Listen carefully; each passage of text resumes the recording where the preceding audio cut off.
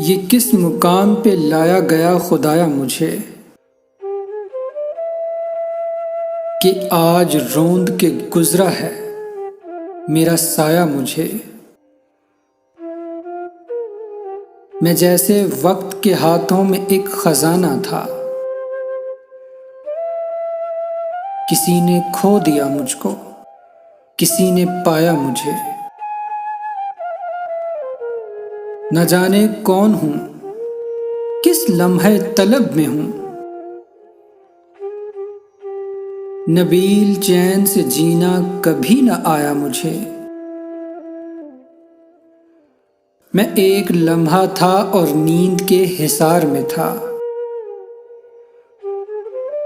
फिर एक रोज किसी ख्वाब ने जगाया मुझे। इसी ज़मीने सितारा किया है मेरा वजूद।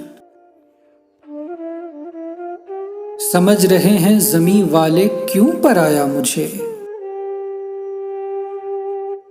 एक आरज़ू के ताक़ुब में यूं हुआ है नबील, हवा ने रेत की पलकों पे ला बिठाया मुझे कि आज रोंद के गुजरा है मेरा साया मुझे।